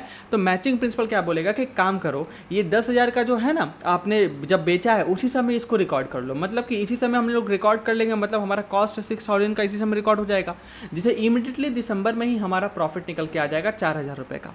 क्या ये बात समझ में आया? ओके। अब अगेन एक साइड क्रेडिट होता है और डेबिट साइड होता है, ये सब चीज़ के बारे में हम लोग क्लास 11 में पढ़ेंगे, बट ये अभी के लिए इनफ है। समझो इस बात को कि अभी यहाँ पे डेबिट क्रेडिट का रूल भी आता है, बट इस चीज़ को मैं यहाँ पे नहीं समझाऊंगा बिकॉज क्लास 10 के हिसाब से ठीक है, इतना कोई खास इसकी नीड नहीं होती है। चलो आगे बात करते हैं। कंप्लीट डिस्क्लोजर प्रिंसिपल क्या होता है? The principle state all the important financial information are disclose in financial statement so that the investor, creditors and other user can make the inform decision. मतलब कंप्लीट डिस्क्लोजर देना पड़ता है आपके financial statements में। ऐसा नहीं है कि आपको आधा अधूरी जानकारी देनी पड़ेगी। आपके देखोगे रिपोर्ट कार्ड आता है स्कूल में, अगर जहाँ पे भी आप पढ़ते हो वहाँ पे रिजल्ट देते हैं, उसमें रिपोर्ट कार्ड में देखो कि बच्चे के ओवरऑल परफॉर्मेंस के बारे में बताया जाता है कि होमवर्क कैसे करने में है, ड्रेस मेंटेन करता है कि नहीं करता है, डिसिप्लिन कैसा रखता है। ऐसा नहीं केवल मार्क्स ही उसमें डिस्क्लोज करते हैं, बाकी के जो बड़े बड़े चीज़ें होती है वो भी चीज़ें डिस्क्लोज की जाती है, ठीक है ना। तो ये सारे चीज़ें कंपनी भी डिस्क्लोज करती है, जैसे कंपनी को कोई बड़ा लोन चल रहा है क्या, कंपनी के ऊपर कोई बड़ा केस चल रहा है, तो ये सारी बातें डिस्क्लोज की जाती है सो डैट कि जो इन्वेस्टर है, जो पैसा लगाने वाला है बिजनेस के अंदर, उसको सारी चीज़ें पता हो और उसका पैसा कितना रिस्क में है इस बात की उसको पूरी तरीके से आइडिया हो, राइट। आगे बात करते हैं principle of variable object, verifiable object. मतलब क्या होता है, यहाँ पे फाइनेंशियल ट्रांजेक्शन जो भी रिकॉर्ड करते हैं ना, हम लोग चीज़ों को एविडेंस के साथ रिकॉर्ड करते हैं। ऐसा नहीं होता कि जब मन आया रिकॉर्ड कर लिया, जो चीज़ आया जितने पे रिकॉर्ड कर लिया। अब मान लो कि ऐसा हो सकता है ना कि हमारा अकाउंटेंट है, अब वो 1,000 रुपये खर्च करता है कोई चीज़ में और सीधे 1,200 रुपये लिख देता है बुक्स ऑफ अकाउंट्स में, या 200 रुपये खुद ही घुमा लेता है। तो ये चांसेस है कि नहीं है, ये बेसिक चीज़ है, चोर तो सबके अंदर होता ही है। तो कहीं ना कहीं इस चीज़ को रोकने के लिए इस टाइप के जो फॉर्जरीज होते हैं या इनएक्यूरेसीज होती है, इस चीज़ को रोकने के लिए हम लोग क्या करते हैं, हम लोग एविडेंस का यूज़ करते हैं। एविडेंस मतलब क्या, हम लोग बिल्स का यूज़ करेंगे, कोई प्रोडक्ट लेते हैं उसका बिल, इनवॉइस जो होता है, बैंक स्टेटमेंट्स का यूज़ करते हैं, सो डैट की सारे डिटेल्स को हम लोग एक्यूरेटली भर पाए, और पीछे ये प्रूफ के तौर पे यूज़ करते हैं सो डैट कि कभी भी हमारा जो ऑडिटर होता है, ऑडिट करता है जो बैंक हमारे फाइनेंशियल स्टेटमेंट का, तो वो सारी चीज़ों को वेरीफाई कर पाए। बेसिकली ऑडिट में क्या करते हैं, इसी चीज़ को तो चेक करते हैं कि जो भी अकाउंटिंग हुई है वो प्रॉपर प्रूफ के साथ हुई है कि नहीं हुई है, प्रॉपर अकाउंटिंग प्रिंसिपल को फॉलो किया गया कि नहीं किया गया, सारी चीज़ों को देखा जाता है, जिससे हम लोग एक्यूरेसी को, ट्रांसपेरेंसी को हम लोग क्या कर पाते हैं बेटा, मेंटेन कर पाते हैं। आगे बात करते हैं, if a company purchases machinery 1 lakh का, प्रॉपर इन्वॉइसिंग होनी चाहिए, प्रूफ होना चाहिए उस ट्रांजेक्शन का, ठीक है ना, जिससे हम लोग क्या कर सके, उस मशीन को रिकॉर्ड कर पाए। अगर मान लो ये नहीं है तो वो वैलिड नहीं माना जाएगा और उसको रिकॉर्ड नहीं किया जाएगा। सिंपल सी बात है। चलो आगे बात करते हैं, डुअल एस्पेक्ट प्रिंसिपल क्या होता है। Most important principle of accounting होता है बेटा ये। इसमें हम लोग डेबिट और क्रेडिट को देखते हैं और इसी से मैचिंग प्रिंसिपल भी हमारा निकल के आता है। डेबिट क्रेडिट क्या होता है, रूल अच्छे से समझाते हैं, समझना। ओके, अब तुमको मैचिंग प्रिंसिपल भी अच्छे से, जो तुमको डाउट होगा वो भी क्लियर हो जाएगा। मान लो कि हमने क्या किया, हम लोग का ऑफिस है, हम लोगों ने AC बाय करा, सॉरी अकाउंट लिख दिया मैंने गलती से, AC बाय करा। AC की कीमत कितनी थी, 50,000 रुपये थी। ओके, अब हमने AC जब बाय करा ना, तो इसका डुअल एस्पेक्ट में, मतलब डुअल ट्रांजेक्शन का, इसका ट्रांजेक्शन का 2 इफेक्ट होगा। मतलब एक तरफ तो देखोगे बेटा ये AC हमारे बिजनेस में आ रहा है, लेकिन बदले में हम लोगों ने 50,000 का पेमेंट भी तो किया है। एक हाथ दे और एक हाथ ले वाला कॉन्सेप्ट है। मतलब कि इसका हम लोग जनरल एंट्री पास करते हैं, ठीक है। जैसे कि मान लो बोलता हूँ AC account debit to cash, देखो तो यहाँ पे AC account debit to cash account हो जाएगा। मतलब हमने क्या किया, AC को बाय करा है, बदले में कैश को पेमेंट करा, और ये हमारा अमाउंट यहाँ पे लिख जाएगा 50,000 और ये 50,000 दिख रहा है। ये दोनों हम लोग अमाउंट लिख लिए, तो देखोगे बेटा ये हमारा डेबिट हुआ और ये हमारा क्रेडिट हो गया। यानी कि एक चीज़ हमारे पास आया है, दूसरा चीज़ हमारे पास से चला गया है। और ये मैचिंग कॉन्सेप्ट भी देखोगे कि दोनों तरफ मैच हो गया, ऑब्वियस सी बात है, ठीक है। तो ये LHS भी बराबर है आपका RHS से, तो ये मैचिंग कॉन्सेप्ट हो गया और ये डुअल एस्पेक्ट हो गया। दैट्स वाई ये क्या बोलेंगे इसको, dual aspect, that is debit and credit इसको कहते हैं। तो आई होप आपको समझ में आया है। जनरल एंट्री आपने क्लास 9 में सीखी होगी, जहाँ से भी आप पढ़े हो, या फिर आप मेरे से पढ़े हो तो मैंने भी से आपको सिखाया हुआ है, नो डाउट। तो ये चीज़ें आपको समझ में आ रही होंगी। क्लास 9 वाला पूरा इंटरलिंक्ड हो रहा है। कोई बच्चे क्लास 9 भूल चुका है तो भाई साहब रिवीजन लेक्चर देख लेना, आपको आइडिया लग जाएगा। हाउएवर जो पुराने मैंने लिखवाए हैं आपको नोट्स या फिर प्रैक्टिस करवाए क्वेश्चंस को भी देखोगे तो आपके काम हो जाएंगे। यहाँ पे देखो डुअल एस्पेक्ट में हम लोग क्या करते हैं, asset is equal to liability plus capital. यहाँ पे ये चीज़ आता है। मतलब जब हम लोग बैलेंस शीट बनाते हैं ना, तो बैलेंस शीट बनाते हैं तो 2 साइड्स होते हैं हमारा, ठीक है। एक होता है लायबिलिटीज़ का साइड, ओके, एक होता है असेट्स का साइड, ठीक है। अब एसेट में क्या होता है, जो हमारे संपत्ति, जो हमारे बिजनेस के एसेट है, जैसे हमारे पास AC है, ठीक है, लेट से 50,000 का हमारे पास AC है, ओके। फिर हमारे पास लेट से फर्नीचर है बहुत सारा, ओके, फर्नीचर हमारे पास 10,000 का फर्नीचर है। और वहीं लायबिलिटी साइड में देखोगे कैपिटल हो जाएगा, कैपिटल हो गया हमारा। कैपिटल हमारे पास कितना हुआ, लेट से 5,000 का हम लोग का कैपिटल है। लायबिलिटीज़ फिर कितने का हो जाएगा हमारा, तो लायबिलिटीज़ हमारे पास लेट से, अब देखो इसको बैलेंस करना पड़ता है, यही चीज़ यहाँ पे बता रहा हूँ। देखो 60,000 का हमारा एसेट है कुल मिला के, तो इधर भी 60,000 ही रहेगा, ऐसा नहीं है कि यहाँ पे ज़्यादा कम रहेगा। यानी कि लायबिलिटी हमारी कितनी हो जाएगी, 15,000 की, सॉरी 55,000 की हो जाएगी। मतलब देखोगे हमने क्या किया, यहाँ पे एसेट्स का वैल्यू देखा जाए तो क्या हुआ, यहाँ पे लायबिलिटी प्लस कैपिटल हो गया। और हमने यहाँ पे लायबिलिटीज़ के वैल्यू कैसे निकाली है, हमने क्या किया है, एसेट्स माइनस कैपिटल किया था, हमारे पास लायबिलिटी निकल के आ गया। वही अगर हमको कैपिटल निकालना होगा तो कैपिटल कैसे निकालेंगे, एसेट माइनस लायबिलिटी करेंगे तो कैपिटल आ जाएगा। तो बेसिक इक्वेशन है जिसको हम लोग क्या बोलते हैं बेटा, इसको अकाउंटिंग इक्वेशंस बोलते हैं। क्या बोलते हैं, अकाउंटिंग इक्वेशंस बोलते हैं। क्या ये बात समझ में आ रही है, क्लियर है। अब बोलोगे सर कैपिटल, हमारे कई बच्चों को लगेगा सर कैपिटल हमारी लायबिलिटी कैसे हो सकती है, हमारा पैसा है ना, वो एसेट होनी चाहिए ना। नहीं बेटा ऐसा नहीं है। बिजनेस, अभी ऊपर मैंने बताया कि आप अलग होते हो और बिजनेस अलग होता है, दोनों ही अलग अलग इंसान ट्रीट किए जाते हैं। बिजनेस में आप पैसा क्यों डालते हो, आप उस पैसे से प्रॉफिट कमा पाओ, ओके, आप अपने पैसे को बढ़ा पाओ। तो कहीं ना कहीं वो बिजनेस के लिए कर्ज होता है बेटा, ठीक है, क्योंकि वो बिजनेस का वो कर्तव्य है वो पैसे को यूज़ करे और ज़्यादा पैसा आपको बढ़ा के दे, ठीक है। तो इसको कैपिटल कहते हैं, लेकिन वो बेसिकली नॉर्मल लायबिलिटी के तौर पे नहीं होता जिसको बाद में पे ऑफ करना होता है। कैपिटल कभी भी कब निकाली जाती है बिजनेस से, जब वो बिजनेस बंद हो जाए, तो इसीलिए वो कैपिटल के तौर पे दिखता रहता है, ओके। और ये लायबिलिटी के अंदर में आता है। जैसे बोलते नहीं, माँ बाप ने आपको पाला पोसा था, माँ बाप का आपका, बोलते हैं ना, माँ बाप ने आपको अगर पाला पोसा है तो बेसिकली आप पे उनका कर्ज है। तो कर्ज का मतलब सच में वो थोड़ी है जैसे किसी से आप 50 रुपये का लोन लेते हो फिर उसे पे करते हो, तो ऐसा थोड़ी है 50 रुपये आपको पे करना है। लेकिन हाँ, आपको ये कर्तव्य है कि आगे चल के आप उनकी सेवा करोगे वगैरह वगैरह, बहुत सारी चीज़ें। ये बिल्कुल वैसा वाला कॉन्सेप्ट है, समझ में आ रहा है, ठीक है। इस एग्जाम्पल को अच्छे से पढ़ोगे तो तुम्हें क्लियर हो जाएगा, ओके। अकाउंटिंग इक्वेशंस क्या होता है यहाँ पे मैंने बता दिया है। ये 3 मेजर अकाउंटिंग इक्वेशंस होते हैं। अब चलो इसका प्रैक्टिकल थोड़ा एग्जांपल भी देखेंगे ना, ऐसा नहीं है। चलो, हमारा पास मिस्टर ऑगी हैं, ठीक है, काफ़ी पॉपुलर व्यक्ति हैं, आपको पता होगा। Who own the operate a book store, एक छोटे से बुक स्टोर को ये क्या करते हैं, ऑपरेट करते हैं ऑगी, ठीक है। ये आइडेंटिफाई करते हैं कुछ ऐसे फॉलोइंग ट्रांजेक्शन्स को अपने मंथ ऑफ जनवरी में, ठीक है, need to be accountant for the monthly for in the financial statement. ये कुछ इनका दुकान में ट्रांजेक्शन हुआ है, देखा जाए क्या क्या है और क्या क्या रिकॉर्ड करना है इनको। जैसे पेमेंट किया गया है, सैलरी दिया गया स्टाफ को 2,000 रुपये, ठीक है, कुछ बुक्स सेल किए गए हैं 5,000 रुपये के, कैश सेल है, कुछ उधारी पे भी बेचे गए हैं, कुछ रेगुलर कस्टमर भी होंगे जो जिनको उधारी पे बेचा गया है, प्लस इन्होंने क्या किया है, क्रेडिट कस्टमर से बोलते हैं ना, पैसा रिसीव भी किया है, मतलब 15,000 के माल को बेचा है, 10,000 रुपया कस्टमर्स ने दे दिया है। और इन्होंने ऑब्वियसली बात है, अगर ये बुक बेच रहे थे कुछ खरीदेंगे तब तो बेचेंगे, तो इन्होंने बाय भी करा हुआ है। ये कुछ ट्रांजेक्शन है, इसको कैसे हम लोग रिकॉर्ड करेंगे बेटा, देखो पेमेंट किया गया सैलरी को, तो ये क्या होगा, सैलरी क्या होता है बेटा, हमारा एक्सपेंस होता है, इससे हमारा कैश क्या होता है, कम हो जाता है। तो हम लोग क्या करेंगे, सैलरी को हम लोग डेबिट करेंगे, कैश को हम लोग क्रेडिट करेंगे, यानी एंट्री क्या बनेगा हमारा, salary account debit to cash, ठीक है, ओके। और ये हमारा क्या हो जाएगा, 2,000 हो जाएगा, ठीक है, क्लियर है। वहीं हम बात करते हैं इसका नरेशन क्या पास करेंगे, बिंग सैलरी पेड। ऐसा ना हम लोग नरेशन पास करते हैं, क्यों करते हैं, क्योंकि ट्रांजेक्शन के नीचे छोटा सा लिख देते हैं जिससे हमें पता रहे कि हमने ये क्यों ये ट्रांजेक्शन करा है। सोचो ना, बिजनेस में इतने सारे ट्रांजेक्शन्स होते हैं और हम लोग उसको याद ना रखें, भूल जाएं तो दिक्कत होगी ना, तो हम लोग छोटा सा नरेशन पास कर देते हैं जिससे और ज़्यादा क्लैरिटी बन के निकलती है। देखो जैसे यहाँ पे सेल्स हुआ है बुक्स का कैश के बदले में, तो यहाँ पे क्या हो रहा है बेटा, आपका कैश बढ़ जाएगा आपके अकाउंट में, आपके पास पैसा आ रहा है, रेवेन्यू भी आ रही है। तो हम लोग क्या एंट्री पास करेंगे, कैश अकाउंट को डेबिट करेंगे, सेल्स अकाउंट को क्रेडिट करेंगे। तो इसका एंट्री क्या पास होगा बेटा, cash account debit to sales, ठीक है ना, 5,000 5,000, ठीक है, बिंग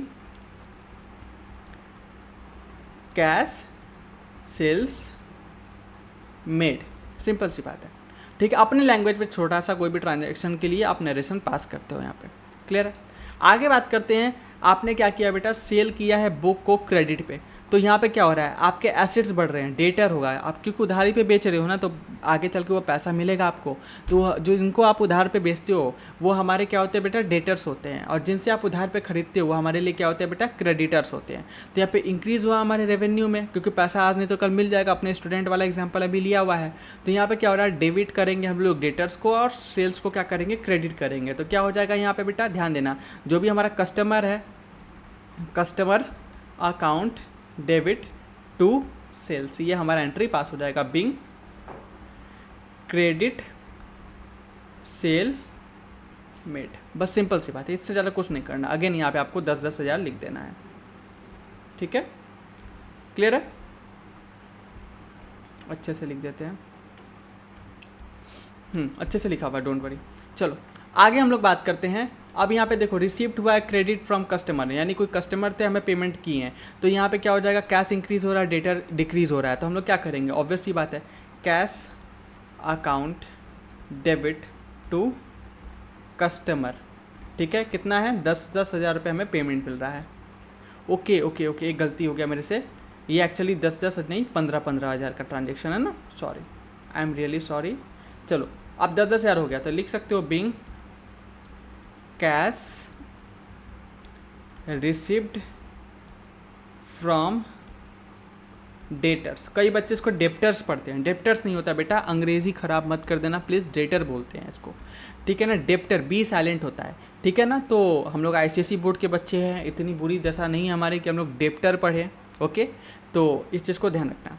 आगे बात करते हैं, purchase of books for cash, मतलब आपने बुक्स को बाय किया है बेटा कैश के लिए, तो आपका एसेट है ना बुक, क्योंकि आप बेचने के लिए ला रहे हो, आपको प्रॉफिट होगा। फिर कैश आपके पास से कम भी हो रहा है, क्योंकि आप खरीदोगे तो पैसा पेमेंट भी तो करोगे। तो परचेज क्या करेंगे हम लोग, डेबिट करेंगे, कैश को हम लोग क्रेडिट करेंगे। तो इसका एंट्री भी क्या होता है मैं बता देता हूँ, चलो कोई दिक्कत वाली बात नहीं है। तो यहाँ पे क्या हो जाएगा हमारा, purchase account debit to cash, 20,000 है, बिंग स्टॉक परचेस्ड, ठीक है। अब यहाँ पे सर बुक्स क्यों नहीं लिखा, क्योंकि आपने तो बुक्स बाय किया होता है। बुक्स बेटा क्या होता है, आपका स्टॉक होता है जिसको आप बेचने के लिए खरीदते हो। और जब भी स्टॉक हम लोग बाय करते हैं तो इसके लिए हम लोग, ये हमारे क्या होते हैं बेसिकली गुड्स होते हैं ना बेटा, तो इसके लिए हम लोग परचेस यूज़ करते हैं, हम लोग बुक्स नहीं लिखते। कभी भी एसेट बाय करेंगे ना तब लिखेंगे। मान लो एसी फर्नीचर बाय किया होता तब अलग बात था, अदरवाइज हम लोग ऐसे ही करते हैं, ठीक है ना। यहाँ पे देखो बिजनेस क्या बोलते हैं, एक्सप्लेनेशन दिया गया है। डेबिट क्या कर रहे हैं हम लोग, जो बिजनेस रिसीव कर रहा है। क्रेडिट क्या कर रहे हैं, जो बिजनेस दे रहा है, ठीक है। इसको हम लोग डुअल एस्पेक्ट प्रिंसिपल बोलते हैं। इसमें दो अकाउंट इक्वली डेबिट क्रेडिट होता रहता है, जैसे डेबिट और क्रेडिट, ठीक है ना। जैसे यहाँ पे देखो कस्टमर अकाउंट डेबिट हुआ है तो क्रेडिट हुआ है सेल्स, यहाँ पे कैश डेबिट हुआ है तो कस्टमर को क्रेडिट किए हैं, तो ऐसा है, ठीक है। आगे बात करते हैं, ये यहाँ पे देखो बेसिक अकाउंटिंग प्रिंसिपल दिया हुआ है चार्ट के फॉर्म में, तो आप इसको रिवीजन के पर्पज़ से यूज़ कर सकते हो, ठीक है। कई बच्चों को टेक्निकल लगा होगा तो मैं आपको ये होमवर्क दूंगा कि कम से कम इस लेक्चर को 2 से 3 बार देख लेना, ओके। क्योंकि मैंने देखो यार थोड़ा समरी, मेरा पॉइंट ऑफ व्यू बहुत क्लियर होता है जब मैं यूट्यूब के लिए रिकॉर्ड करता हूँ, तो कि भाई मेरे को छोटा वीडियो बनाना है, बिकॉज बच्चे यहाँ पे आते हैं फटाफट से रिवीजन करने के लिए, ओके। रेगुलर क्लासेस में अगर यही टॉपिक को अगर मेरे को बात है तो एटलीस्ट मैं 4 घंटे या 6 घंटे तक लूँगा पढ़ाने के लिए। यानी रोज़ 1 घंटे की क्लास हो रही है तो मुझे 6 दिन लगेंगे इस चैप्टर को कंप्लीट में, क्योंकि मेरे को जो जनरल एंट्री वाला पार्ट है ना बेटा, इस पर बहुत सारे क्वेश्चंस मैं देता हूँ, भर भर के क्वेश्चन देता हूँ प्रैक्टिस करने के लिए। इसके बाद क्वेश्चन डिस्कस करना and all the things are there. But यहाँ पे ऐसा तो नहीं होता, यहाँ पे बस एक मैं 1 शॉट में वीडियो पढ़ाता हूँ, तो 1 शॉट का पर्सपेक्टिव 1 शॉट ही होना चाहिए, ठीक है, बहुत डिटेल नहीं होना चाहिए, ओके। क्योंकि मुझे नहीं पता कोई बच्चा एग्जाम के 1 दिन पहले देख रहा है तो मैं 6 घंटे का वीडियो दूंगा तो कभी नहीं दिखेगा। और स्पेशली जब छोटा चैनल है तो यार ऑब्वियसली बात है, आप समझ रहे हो, खास करके तब जब मुझे पता है कि मेरे चैनल पे 1000 व्यूज़ चले जाते हैं एक वीडियोस पे, लेकिन उससे सब्सक्राइबर केवल 20-25 लोग ही इसको सब्सक्राइब करते हैं। तो दिखता है ना कि बच्चे बस देख के चले जाते हैं, अपने काम से काम रखते हैं। तो अभी उतना सपोर्ट भी नहीं है, फिर टू बी वेरी ऑनेस्ट। अगर आप लोग सपोर्ट करोगे तो नो डाउट मैं रेगुलर भी मतलब डिटेल में लाने की कोशिश करूँगा, बट अभी फ़िलहाल की तो जो है भाई सो यही है, ठीक है, इतना ही दे पाऊँगा अभी बस। चलो आगे बात करते हैं अकाउंटिंग कन्वेंशन और मॉडिफाइंग प्रिंसिपल्स क्या होता है। आखिरी पार्ट है हमारा इस चैप्टर का, फिर हमारा चैप्टर खत्म हो जाएगा। यहाँ पे होता है प्रिंसिपल ऑफ मटेरियलिटी, मतलब यहाँ हमें बोला गया है, देखो the principle state only important material financial information should be recorded और disclose in the financial statement.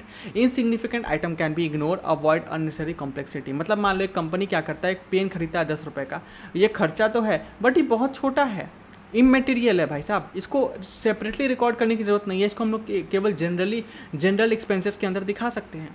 तो हर एक चीज़ को सेपरेटली रिकॉर्ड करने की ज़रूरत नहीं पड़ती है। अभी कुछ देर पहले हम लोगों ने रिलायंस का एग्जांपल लिया, ठीक है। आगे बात करते हैं प्रिंसिपल ऑफ कंसिस्टेंसी क्या होता है। मेथड्स, अकाउंटिंग मेथड्स या पॉलिसी होते हैं जो ओवर द टाइम हम लोग अप्लाई कर रहे होते हैं हमारे बिजनेस में, और क्लियरली डिस्क्लोज करता है हमारे बिजनेस के सारी चीज़ों को, ठीक है ना, ओके। जैसे यहाँ पे बात करते हैं हमारे डिप्रिसिएशन करते वक्त हमें SLM मेथड यूज़ करना है या WDV मेथड यूज़ करना ही आता है। अब SLM मेथड WDV मेथड क्या होता है, समझो इस बात को। अब आपने AC खरीदा था 50,000 रुपीज़ का। अब बेटा देखो ये AC जैसे आपने बाय करा ना, ये 50,000 का नहीं रह जाता है, इसकी वैल्यू समय के साथ कम होती रहती है, क्योंकि अब सेकंड हैंड हो गया, इस्तेमाल होना स्टार्ट हो गया ना, इसकी वैल्यू कम होती जाएगी, इसकी सेल्फ लाइफ भी कम होगी। तो इस पर हम लोग ना अकाउंटिंग में डेप्रिसिएशन चार्ज करते हैं। डेप्रिसिएशन चार्ज करते हैं तो कैसे होता है, पहला होता है बेटा SLM मेथड। SLM मेथड में क्या करते हैं हम लोग, 50,000 का मशीन है, हम मान लेते हैं कि चलो इसका 5 साल सेल्फ लाइफ है, 5 साल बाद ये मशीन ख़राब हो जाएगी, हमारी जो AC है ख़राब हो जाएगी। तो हम क्या करेंगे, इस 50,000 को 5 से डिवाइड करेंगे, हमारे पास से कितना निकल के आएगा, हमारे पास 10,000 रुपये निकल के आएगा। यानी हर साल इस मशीन की वैल्यू कितनी पड़ेगी बेटा, हमें 10,000 रुपये कीमत पड़ रही है। तो हम लोग क्या करेंगे, हर साल इस मशीन के 50,000 रुपये में से 10,000 को लेस करते चलेंगे, ठीक है। पहले साल में देखो 10,000 लेस करेंगे तो हमारे पास 40,000 आ जाएगा, फिर हमें 10,000 लेस करना है तो हमारे पास 30,000 आ जाएगा दूसरे साल में, फिर हमें 10,000 लेस करना है तो 20,000 आ जाएगा तीसरे साल में, फिर 10 लेस करेंगे तो चौथे साल में 10,000 हो जाएगा हमारे पास, फिर 5वें साल में आखिरी में फिर 10,000 लेस कर देंगे, फिर हमारी इस AC की वैल्यू 0 हो जाएगी। और फिर इस समय के बाद हम लोग फिर से एक नया AC बाय करेंगे। तो ये SLM मेथड होता है जिसको हम लोग बोलते हैं स्ट्रेट लाइन मेथड। हर साल देखोगे करेंटली एक ही अमाउंट से हम लोग डेप्रिसिएशन क्या करते हैं बेटा, इसमें चार्ज करते हैं। लेकिन ना वहीं पे हम लोग बात करते हैं WDV मेथड। WDV मेथड में क्या होता है समझना, WDV मेथड में लेट से आपने AC को बाय किया था 50,000 का, और लेट से इसका भी सेल्फ लाइफ 5 साल है, तो हर साल की यहाँ पे WDV मेथड क्या बोलता है कि आपको किस तरीके से करना है। अब ध्यान देना, हमारे पास 50,000 है, ओके। अब यहाँ पे 10% का हम लोग मान लो लेके चलते हैं या 20% का लेके चलते हैं, ठीक है। 20% हम लोग हर साल इसकी वैल्यू को कम करेंगे। अब कैसे कम करेंगे ध्यान देना, ओके। इसके हटा दो, केवल अभी हम लोग 20% ऑफ 50,000 को लेके चलते हैं, 5 साल वाला हटा दो WDV में फिलहाल के लिए, तो ठीक है, क्योंकि ये बहुत ही कॉम्प्लिकेटेड सब्जेक्ट है, मतलब टॉपिक है। 11th में आप अच्छे खासे इस पर चैप्टर पढ़ने वाले हो भाई साहब, तो एकदम रिलैक्स रहना, अभी आगे आपको पढ़ना है बहुत कुछ इसके बारे में। चलो, तो ये 20% है, हमें हर साल लेस करना है। तो 20% कितना होता है 50,000 का? 10,000 होता है। तो आपने 10,000 लेस कर दिया, ठीक है। तो यहाँ पे जब 10,000 लेस करोगे तो आपके पास कितना आता है? 40,000 आता है। अब सोचोगे सर मैंने 20% कैसे कैलकुलेट किया? तो बेसिक कैलकुलेशन है बेटा। अगर ये 10,000 है आपके पास, 50,000 है मान लो, तो इसका एक जीरो हटाओगे तो 10% वैल्यू आ जाएगा, एक और जीरो हटाओगे तो 1% वैल्यू हो जाएगा। अब सोचो, मैंने 50,000 का अगर एक जीरो हटाया तो हमारे पास 10% वैल्यू 5,000 आ गया। 5,000 आया कि नहीं आया? अब मुझे 20% चाहिए, तो इंटू 2 कर दूंगा, मेरे पास 10,000 आ जाएगा। तो एक ट्रिक है बेसिकली, छोटा सा ट्रिक है, सभी बच्चों को आई थिंक आता होगा, नहीं आता तो देख लो। ओके, तो इस तरीके से हम लोग रिड्यूस करते हैं वैल्यू। अब देखो हमारे पास 40,000 आ गया वैल्यू सेकेंड ईयर में, फिर हमें अब फिर 20% चार्ज करना है। तो अब हम लोग 20% किसका चार्ज करेंगे? 40,000 का चार्ज करेंगे, डैट इज़ 8,000 हो जाएगा, ठीक है। तो अब हमारे पास कितना आ रहा है? सिर्फ 32,000 आ रहा है। फिर इस साल हम लोग 20% चार्ज करेंगे तो हमारे पास कितना आ जाएगा? 6400 रुपये चार्ज करेंगे, ठीक है। तो हमारे पास कितना आ जाएगा? 10 में 4 गया 6, 11 में 6 गया 5, और तुम्हारे पास यहाँ पे आ गया क्या बोलते हैं 2। समझ में आ रहा है ना? तो हर साल इसका फिर हम लोग अगले साल करेंगे। तो इसको हम लोग क्या बोलते हैं? WDV मेथड, मतलब रिटेन डाउन वैल्यू मेथड। जैसे जैसे देखोगे डेप्रिशिएशन यहाँ पे कम होती जाएगी। लाइक डेप्रिशिएशन ना ऐसा होता है, यहाँ पे ये पीक होता है, ओके। मतलब स्टार्टिंग ईयर में सबसे ज़्यादा डेप्रिसिएशन लगता है, फिर धीरे धीरे देखो डेप्रिसिएशन की वैल्यू कम होती जाएगी, और अंत में कुछ वैल्यू जो होगी सैल्वेज वैल्यू बोल करके बोलते हैं, वो निकल के आती है हमारी AC की। फिर जो कबाड़ी वाले को बेचेंगे उसमें हमारा नेट प्रॉफिट या नेट लॉस कैलकुलेट होती है। अगेन मैंने बोला कि भाई इसमें समय लगता है पढ़ाने में, तो हो सकता है कई बच्चों को बहुत ही ज़्यादा अच्छे से समझ में नहीं आया हो, विच इज़ नेचुरल, ठीक है ना, कोई दिक्कत वाली बात नहीं है। अभी जितना समझ में आया आपको इतना ही पढ़ना है, इससे ज़्यादा आपको दिमाग इसमें नहीं लगाना है। क्लियर है? आगे बात करते हैं प्रिंसिपल ऑफ कंजर्वेटिज्म क्या होता है। देखो लाइफ में हम लोग बोलते हैं ना, देखो मम्मी पापा जो भी पैसा कमाते होगा ना, कुछ पैसा वो सेव करके रखते हैं। बोलते हैं कि मान लो भविष्य में कुछ अनहोनी हो गया या फिर ज़रूरत हो गया, तबीयत ख़राब हो गई, तो ये सब चीज़ों के लिए हम लोग क्या करते हैं ना, पहले से पैसा जुटा के रखते हैं। आपने याद करो 8th ऑफ ट्रेड में पढ़ा था क्लास 9 में, इसमें हम लोगों ने इंश्योरेंस के बारे में पढ़ा था कि इंश्योरेंस क्या करते हैं कि मान लो कि हमारा जहाज़ है, जा रहा है पानी में से सामान लेकर के, वो जहाज़ समहाउ डूब जाता है, तो हमारा पूरा पैसा का नुकसान हो जाएगा। तो उस केस में इंश्योरेंस कंपनी से हम लोग इंश्योरेंस करवा लेते हैं, जिससे क्या होता है वो पैसा हमें मिल जाए, जिससे हमारा लॉस इंडेमनीफाई हो जाए, ठीक है। तो यहाँ पे क्या हुआ, हम लोग प्रिंसिपल ऑफ कंजर्वेटिज्म को ही तो फॉलो कर रहे हैं। मतलब फ्यूचर में होने वाले लॉसेस को हम लोग ज़्यादा देखते हैं, प्रॉफिट को नहीं देखते। प्रॉफिट हो गया तो अच्छी बात है, लेकिन लॉस जो होने वाला है उसको आज ही अकाउंटिंग करके रख लो। ये कल होके कुछ कांड हो जाता है तो भाई साहब उस केस में हम बर्बाद नहीं होंगे, हमारे पास एक प्रोविज़न रहेगा जिसका हम लोग यूज़ करके अपने बिजनेस को बचा लेंगे। मतलब बोलते हैं ना, कल तुम्हारे सर कोई बुरा होने वाला, तुम आज ही तैयारी कर लो ना उस बुरे वक्त से निपटने के लिए। ओके, समझ में आया? इसी चीज़ को यहाँ पे बोला जाता है। जैसे प्रोविज़न फॉर बैड डेट है, मान लो कि हमारा कस्टमर है, अब वो दिख रहा है कि भाई वो बैंकरप्ट हो गया, कई लोगों से उधार ले चुका है, वो पैसा नहीं चुका रहा है, तो हम मान के चलेंगे कि मेरा पैसा भी डूब जाएगा। तो हम आज ही से मान के चलेंगे मेरा पैसा डूब चुका है। हाँ, अगर अलग बात है वो कल आके मेरे को पैसा दे देता है, लेकिन हम मान के चलेंगे कि मेरा ये मान लो कि 10,000 रुपया है तो वो डूब चुका है, पहले से मान के चलेंगे। जिससे क्या होगा, हमें ज़्यादा तकलीफ बाद में नहीं होगी। ऑब्वियस सी बात है, इसी चीज़ को बोलते हैं हम लोग प्रूडेंस। प्रिंसिपल ऑफ टाइमलीनेस मतलब होता है क्या है, हर एक चीज़ को सही समय पे रिकॉर्ड करना है। ऐसा नहीं है कि बेटाइम कोई काम करना है। एग्जांपल, ये एक कंपनी है, प्रिपेयर कर रही है, पब्लिक कर रही है अपना फाइनेंशियल स्टेटमेंट को, ठीक है, इन्वेस्टर के लिए, तो वो एक सही समय पे होना चाहिए, ठीक है। ऐसा नहीं है कि कभी भी कुछ भी कर रहे हैं। जैसे अभी तुम पढ़ाई कर रहे हो तो अभी तुम्हारा टाइम है पढ़ाई करने का, ओके। तुम अगर पढ़ाई करके फालतू की चीज़ों में इन्वॉल्व रहोगे तो एक समय आएगा जब तुम्हारी एज ये चल जा चुकी रहेगी और उस समय तुम पढ़ नहीं पाओगे, फिर लाइफ में देखोगे कुछ नहीं कर पाओगे, ठीक है। आगे बात करते हैं प्रिंसिपल ऑफ इंडस्ट्री प्रैक्टिस क्या होता है। डिफरेंट इंडस्ट्री फॉलो करती है स्पेसिफिक अकाउंटिंग ट्रीटमेंट्स को, नेचर ऑफ बिजनेस के हिसाब से डिपेंड करता है। आप देखो बिजनेस भी तो अलग अलग टाइप के होते हैं ना, कोई सर्विस सेक्टर के बिजनेस में है, कोई प्रोडक्ट बना रहा है, तो उसके हिसाब से वो क्या करते हैं, अपने प्रिंसिपल को प्रैक्टिस करते हैं। जैसे रियल एस्टेट कंपनी रिकॉग्नाइज करता है रेवेन्यू जब उसका प्रोजेक्ट कंप्लीट होता है, मतलब कि जब उसकी बिल्डिंग बन रही है, बहुत सारे फ्लैट्स बन रहे थे, जब वो बन जाता है तभी वो रिकॉग्नाइज करना स्टार्ट करता है, शुरुआत में नहीं करता है वो, ठीक है ना।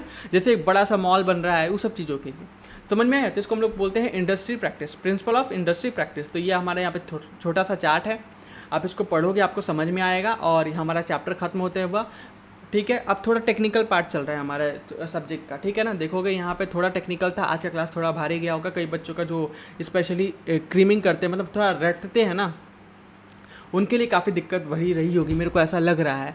तो मैं बोलूँगा कि 2-4 बार देखो, ठीक है, और अच्छे से पढ़ो, तो ही एक ऑप्शन बन पाएगा आपके लिए। यहाँ पे सारे ट्रांजेक्शन है, इसको स्क्रीनशॉट ले लेना आप लोग, ठीक है ना। इसको आई होप कि आप लोग नोट करते हुए चल रहे थे, कहानी नहीं सुन रहे थे केवल। अगर कहानी सुन रहे थे बेटा तो बहुत मुश्किल है, दिक्कत आ जाएगी आपको, ये सब टॉपिक आपका हमेशा वीक रह जाएगा, ठीक है। आगे बात करते हैं फाइनेंशियल अकाउंटिंग और फॉर नॉन ट्रेडिंग ऑर्गेनाइजेशन, ये हम लोग पढ़ेंगे। इसमें भी एक प्रैक्टिकल क्वेश्चन है कुछ जिसको हम लोग देखते हैं। ओके, अच्छे से प्रैक्टिस करेंगे और बस उसके बाद फिर बैंकिंग की तरफ बढ़ेंगे। तो उसमें फिर देखोगे फिर थ्योरेटिकल पार्ट्स आपके आने शुरू हो जाएंगे, जिसमें आपके पास प्रेशर फिर कम रहेगा relatively as compare to the ये 2 चैप्टर। और ये 2 चैप्टर काफ़ी टेक्निकल है, अगर एग्जामिनर को कोई भी पेपर टफ बनाना आती है, ये 2 चैप्टर से क्वेश्चन पूछ सकता है, क्योंकि यहाँ पे बच्चों को हवा तक नहीं लगेगा क्या हुआ है इनके साथ। ठीक है, तो इस बात को ध्यान रखना। आई होप आपको वीडियो समझ में आई होगी। अगर लेक्चर समझ में आया, पढ़ाई समझ में आ रही है, तो वीडियो को लाइक ज़रूर करना, चैनल को सब्सक्राइब करना, बिकॉज दिस इज़ समथिंग जो मैं आपसे अभी ले सकता हूँ और आप मुझे दे भी सकते हो, राइट। और जिसके लिए आपको कुछ एक्स्ट्रा सेक्रीफाइस करने की ज़रूरत नहीं है, just you can hit the like button और चैनल को सब्सक्राइब कर सकते हो और कमेंट में बस इतना लिख सकते हो कि हाँ सर पढ़ के मज़ा आया आपसे, because this is really motivating for me. ठीक है, इससे मुझे मोटिवेशन मिलता है। ओके, तो वैसे भी अपने आपको तो पता है कि ICSE बोर्ड की जो कम्युनिटी कितनी छोटी है, साल में 99,000 90,000 बच्चे एग्ज़ाम दे रहे हैं। ठीक है, कॉमर्शियल एप्लीकेशन 10th में बात करता हूँ बेसिकली, 1 लाख के आसपास बच्चे 10th के एग्ज़ाम दिए हैं, उसमें कॉमर्शियल एप्लीकेशन सोचो कितना कम बच्चों ने लिया होगा। तो इतने छोटे कम्युनिटी को पढ़ा रहा हूँ, इसलिए यूट्यूब पे जनरली ना देखोगे कोई टीचर फोकस तक नहीं कर रहा है इन कैटेगरी को, क्योंकि दे नो कि यार क्या ही बच्चे हैं वगैरह वगैरह, बहुत सारी बातें चलती हैं। तो एक्चुअली मैं ये थोड़ा उल्टा रिस्क ले रहा हूँ। कई लोगों ने मेरे को भी बोलते हैं कि सर क्या ही लगे हुए हो इसमें, छोड़ दो, बट नहीं, मेरे को पढ़ाना है तो मैं पढ़ाऊँगा, मेरे को मज़ा आ रहा है। ठीक है, तो आई वॉन्ट कि आप भी मेरा सपोर्ट ज़रूर कीजिए, क्योंकि मुझे तो पता है ना, तुम्हारे क्लास में 50 बच्चे तो होंगे ना, 50 में तुमने 20-30 को भी चिपका दिया है ना, तो वो 1-2 को चिपका ही देंगे। ठीक है ना, तो इस तरीके से ही कम्युनिटी बनती है ना अपनी। और 11-12 अपना साथ में रहने वाला, डोंट वरी, हम लोग कॉमर्स को भी कैटर कर रहे होंगे। ओके, तो मैं कॉमर्स का ही टीचर हूँ, और तो आपको मज़ा बहुत आने वाला है। ठीक है, तो मैं मिलता हूँ नेक्स्ट वीडियो में, तब तक के लिए take care, goodbye, have a nice day.